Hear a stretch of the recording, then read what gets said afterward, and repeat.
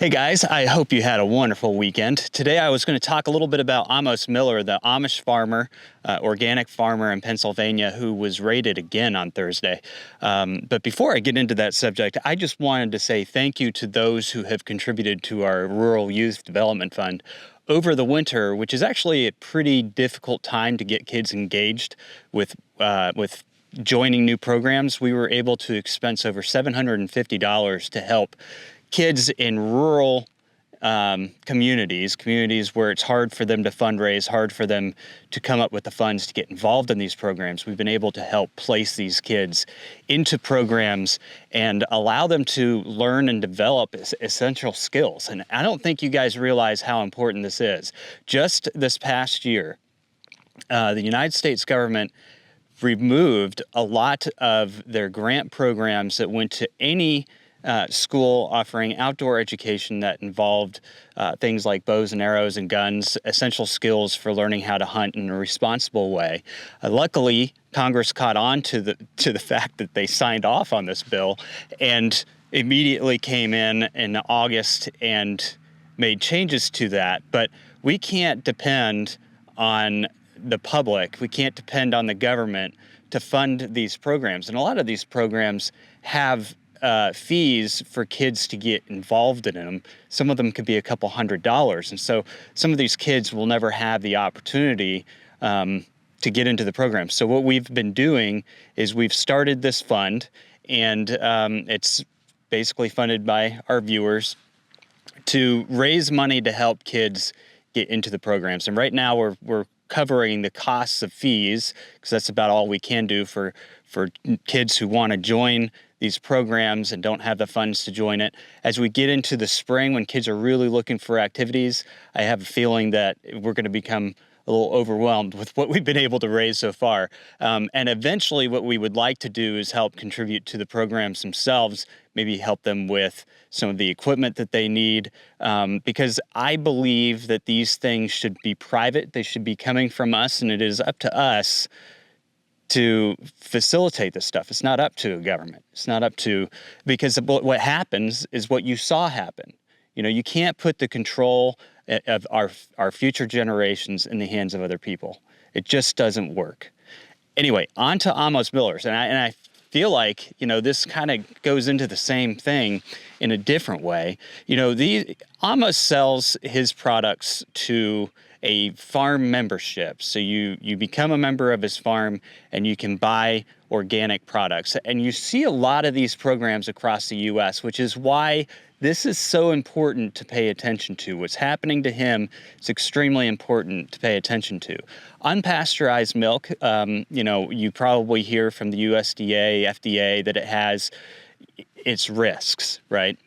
And that's usually what they attack when they go after Amos. Although this time the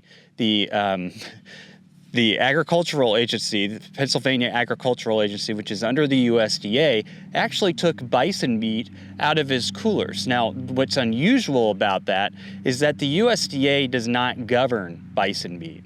The USDA only governs amiable species, and bison are considered wild for the USDA purposes. The FDA is the one that actually regulates bison meat, and that's my understanding on it. If I'm wrong, feel free to comment down below. But if my understanding is correct, that was an illegal seizure of this particular agency. In fact, you know, the whole thing brings into question a lot of things for me, because we also buy unpasteurized milk.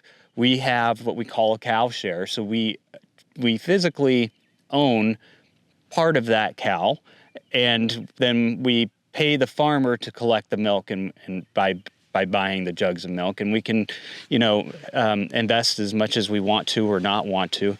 The farm membership is kind of a similar scenario to what we do, and I think that you see this a lot in these farming communities across the United States. They are people who choose not to involve themselves in the industrial complex of agriculture. And I'm not saying that all things agriculture are bad. On this channel, we talk a lot about agriculture.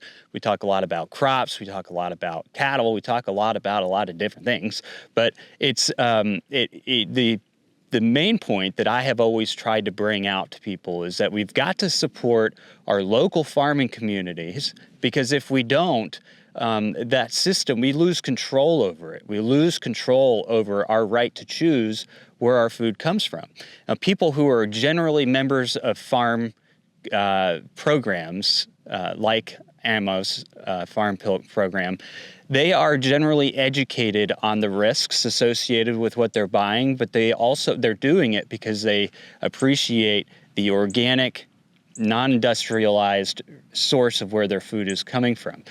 There are risks going to the grocery store. Okay, we just saw over 65 kids receive lead poisoning in the United States because an applesauce manufacturer supplier of cinnamon decided that they were going to put in over 2,000 times the amount of allowed lead into, and they do allow poisons into commercial foods, into their spice to increase the flavor to cut costs. It was an economic sabotage and poisoning of children that came from the industrial food complex. So just because it is regulated by the USDA or the FDA does not necessarily mean that it is safe. Now, granted, they stepped in, they did something about it, they tracked it down, and that's what those agencies do. And in the state of Pennsylvania, if somebody goes to the hospital with a foodborne illness, they investigate it. Normally, in most states, they have some sort of investigative clause for foodborne illnesses. Now, my question in this particular case is he has over 4,000 customers nationwide. That's a lot of customers for an Amish farmer. It's pretty impressive. But he has over 4,000 customers nationwide, and they found 2 cases of E. coli. I don't know how you could only have 2 cases of E. coli in a batch of milk that's serving over 4,000 customers nationwide. But for whatever reason, they were able to say, this may have come from this milk, so we're going in and we're raiding this guy. I don't know the extent of the evidence that was involved there. I mean, they haven't, it was an ongoing investigation, right? They haven't released that. But I do know that no matter what happens, they most likely did take products from his farm that should not have been taken by that agency or without a search warrant by another federal agency. So I question all of this because, I've talked on this channel before in the past when it comes to meat production and protein production. A lot of the regulations that we have for amenable species date back to World War I believe. It's either World War I or, the Mexican War, one of those 2 wars. And basically, a bunch of soldiers were food poisoned by some canned meat. Now, in a world of a free economy, if somebody is poisoned by a product they bought from a company, that in today's society would immediately go viral and people would stop buying the product. Back then, you didn't have that ability for things to go viral, although there were newspaper articles on it that did reach a lot of different people. And in a free market economy, that business would lose business. Customers would not buy from them knowing that other people had suffered this. So the public holds the company accountable. But at some point in time, we decided it was better to let the government hold those companies accountable. We decided at some point in time that it was better that we not have to educate ourselves or pay attention to what we're doing, that it was better for the government can do it. My question to all of you is that if you are incapable of managing yourself, if you are incapable of investigating where your food comes from yourself, why do you think somebody else can do it better for you? Now, I know you're thinking, well, they have a lot of tools to their disposal. They have a lot of safety procedures that they put in place. But all of these procedures have had a massive backfiring on you as the consumer. And that is that the entry level in order to process a lot of these foods is in the millions, in the tens of millions, hundreds of millions. You can't just go and set up shop and have a USDA operated facility to process and harvest meat. Now, that doesn't mean that you couldn't do it in a way that is clean and effective and safe for your customers. But what that means is that the government will not allow you to unless you go through all of these steps and hoops, most of which are designed for much larger scale operations that have a much larger opportunity to have things like E. coli get into the food system because they're processing thousands of animals a day. A farmer who's maybe processing a cow or two a week isn't going to have the same environment, but he has to have the same facilities. So what you see happening here is you see where your food supply has become managed and controlled by a very small group of people. And I've often said on this channel, when that happens, if we give up complete control over our food supply, what ends up happening is we lose one of the most fundamental basic rights of human beings. And if you control the food, which we all have to live, to eat, to survive, you control the population. Those are facts. Those are things that we have all known about for years. They're things that global leaders, ironically, have talked about for years.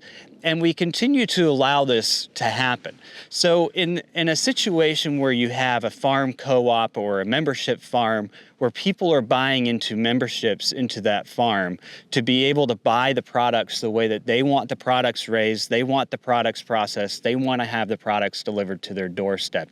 These are people who are informed consumers. They're not generally people who are uninformed consumers, right? If you want to buy stock in a company that's on one of the trading platforms, an uninformed consumer can go and buy stock that's traded on one of the large stock exchanges. But in a lot of offerings for new companies as they come out, you have to be a vetted, proved investor before you can participate in the program. And I feel like in many ways, people who are buying directly from farms are already educated. They already know that they are taking that step for a particular reason. But for the government to come in and take that right away from you is the question that I have. You know, on the one hand, you do have situations where there are kids getting poisoned by some company in another country dumping a bunch of lead into their cinnamon. And that should be caught. I mean, it was a good thing that these government agencies stepped in and caught on to this and did something about it after 65 kids were poisoned. We saw the same thing kind of happen with some of the baby formula a few years ago that created the big baby formula shortage. But to a certain extent, at what point is it overreach? And at what point is it stepping on your rights as an individual to make an independent decision to buy the food that you want to buy?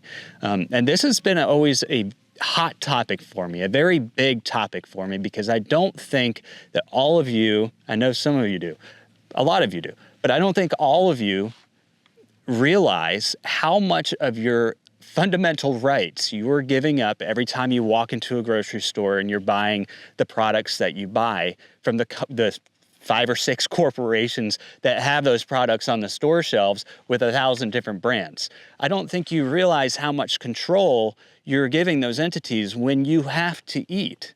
And if you are unable, if you're not allowed to get food locally, to do so the way that you choose to as an educated consumer, what does that say about your personal freedoms and your personal rights? I feel like we should have that right to make that decision. And I realize that we don't completely have that right? A lot of times we're seeing farmers doing a lot of creative workarounds to be able to do a direct-to-consumer sale, and some of those workarounds are illegal.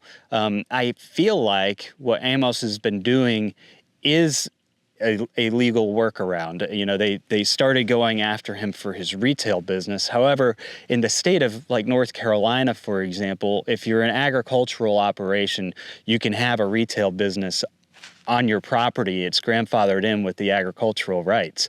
And that even includes, like, our farm was rezoned a few years ago to residential. It's done a miracle as far as property values go. We couldn't possibly expand our farm if we wanted to, because there's no way we could pay the price of residential land to put cows on it or anything else. But in that process, we were grandfathered in having an agricultural business, which includes being able to sell products directly from our farm. It includes, to an extent, having events at our farm to have people come out for the agritourism experience. And I'm not sure, the full details of what's going on with this farm in Pennsylvania. But what I do know is that people should have the right to buy food no matter how they see fit. And they should be able to support the grower of that food no matter how they see fit. And on the larger scale, if people just aren't responsible enough to be able to do the research themselves, to be able to know where their food is coming from, then society has gotten so detached from the fundamental basis of existing. I just did a cut there because I probably went too far on that rant. But my point is we have these types of issues that I think we need to think about. Every couple of years there are these farm bills that come out, and we have these people who would like to see more regenerative practices. They'd like to see X, Y, and Z take place. But if you want to see that, you have to put the farmer in a position where they are more profitable in those scenarios. And the only way that they're going to be more profitable and be able to raise food and be able to do things the way that the consumer wants to see is to have more of a direct sale to the consumer, which means that we have to modify our regulations, whether it's coming out with a separate set of regulations for people with smaller processing facilities or whatever it is. That is something that has to be done in order to see, the small farmer be sustainable and last. We've seen in 2023, we saw the largest drop in agricultural income that we've seen in a very long time. And there are a lot of farmers who are suffering because of it. And if there's one thing I can say when I read a news article like what I did, and believe me, these news articles were attacking this Amish farmer as everything from a Christian nationalist to whatever they can throw at him. I don't even know, with these terms people throw out there, Christian nationalist, progressive, conservative, all of these terms take on so many different meanings now. They don't mean what they were initially intended to mean. They mean whatever somebody wants to throw at somebody, right? You could be called anything under the sun just for whatever reason. You tied your shoes the wrong way, you liberal. You left the dinner table to toot, you conservative. I don't even know what these derogatory terms that people throw out there at each other mean anymore, and nobody will. I mean, that's one of the things that I think we're going to find in the future is that these terms and labeling are going to be so overused as we head into the future that people will lose track of the meaning. And I feel that that is slightly on purpose. It's to make everybody sound bad to everybody else. It's to give everybody a reason to hate everybody else. But they really, mass media really attacked this guy and really hit on him. And they were missing some of the most fundamental basic questions that we should all be asking when we see a government go in and raid what is essentially a small farm co-op. I mean, it's a pretty big co-op for most of the farm co-ops out there, and that's probably why it's targeted. But over a couple cases of E. coli that may have come from the farm, although in my opinion, like I said, you'd have to show me that came from the entire batch, because it's unlikely that it would have just been in like one or two bottles, unless the bottles weren't cleaned. I mean, I don't know. But the point is that we're seeing this attack, and they haven't been able to make something really stick on Amos that I can tell. I mean, he got fined several $100,000, was able to settle it last year for not that much. They're looking for a way to make something stick on him, and once they get it to stick on him, they're going to come after every small farming co-op and membership program in your community, because they're going to find what the courts agreed with as their way to shut them down. And by shutting them down, it's making you more dependent on the industrialized system, which none of us have any votes in, none of us have any control over. And if there's one thing we've learned over the past few years, they have way more control over us. I'm curious, what are your thoughts on this? What do you guys know about the situation? Do you feel like this is something that we should be concerned with? Am I overreacting to the fact that if we give up our own food sovereignty, we give up more than, I mean, think about what they did to the Native Americans. They took away their food sovereignty, right? That was one way of controlling a population of people, breaking down their culture, breaking down their belief system, and taking away their food sovereignty to make them 110% reliant on government rations and everything else that came down the flow. That's how they got control over them. So think about this from a perspective of your basic rights, and think about this from a perspective of, as a human being, somebody who has to eat to live, whose responsibility ultimately is it to make the decisions on where that food comes from, research where that food is coming from, know somebody's practices and whether or not you can trust where your food is coming from? Is that really a responsibility you would like to give to another human being with the same faults as you, sitting in an office somewhere else? Or is that a responsibility you feel like we should bring back to our own?